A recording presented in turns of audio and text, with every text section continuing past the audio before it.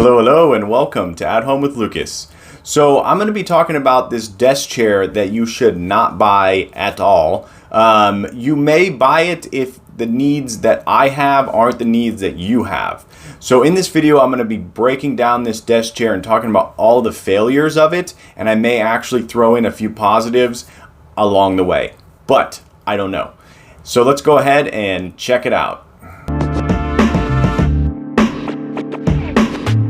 Okay, so at first glance, you think, oh, these are phenomenal armrests. They have mesh. They're not going to make your arms sweaty. They're not pleather. They're not leather. They're not wood. This is great. But then as you start to use it more and more, you realize that the netting, the mesh, is too far apart. The holes are too big, and the material is made out of some weird, almost like sandpaper. It just feels so bad on your elbow. And if you move your elbow at all, it starts to dig into your elbow. And I found myself having to flip the armrest up because I could not stand this at all. And I never really felt like I could put my arm anywhere but that little spot there. I never put it up front. Like, you just, when you sit in it, it doesn't feel right to put your arm anywhere else. So that was a huge failure on their part. I would hope that they would fix that in the future because it's not good. Okay, this is something that I saw on the pictures and thought, wow, this is really cool. You can adjust the lumbar. It's going to make this seat amazing. But then you get it and you realize it's made out of just cheap plastic. It is the weirdest thing in the world. No matter where you put it, your back does not feel supported at all, and you're just left with this thing that just kind of like digs into your back no matter where you put it. It is definitely one of those things that in picture and in a certain video, you're going to go, ooh, that's really cool. If you have, someone who's 5 foot and someone who's 6 foot, this chair might be great for you because you can adjust it. No, it's terrible. It is absolutely terrible. I do not understand what this company was thinking. I almost believe that this chair was meant to look like a very expensive chair, but it's actually super cheap and just made out of plastic that does nothing for you. So I can't say that they're going to be able to fix this because I don't think they know what they're doing when it comes to lumbar support.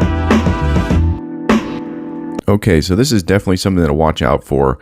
If you have the armrests and the back all bolted into one and it all connects to the bottom via 2 bolts, that is not a good design. That is not going to last, and that is a sign that this is a very cheap desk chair.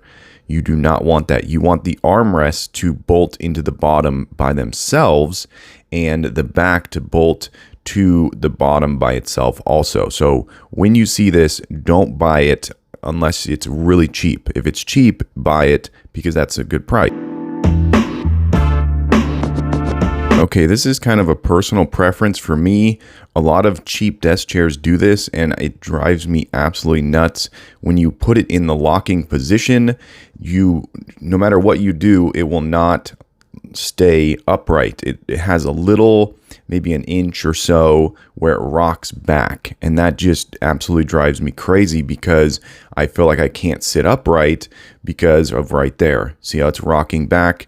Now you're probably like, yeah, all desk chairs do that. Well, no, not all desk chairs do that. If you get a good desk chair, it will not do that. And that is because of the way that the bottom whole thing is set up. It's designed very cheaply.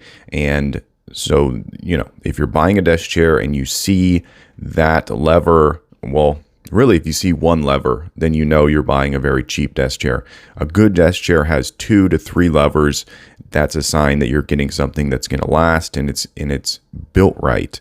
It's a high quality desk chair. So this is kind of like I said, it's me nitpicking, but it is super annoying. All right, let's talk about the main thing you're going to be sitting on, the seat. This thing is very thin and it's very uncomfortable. It is not curved at all, so your legs do not feel like they're cradled in this. They feel like they're in prison almost, and it starts to jab into your quads.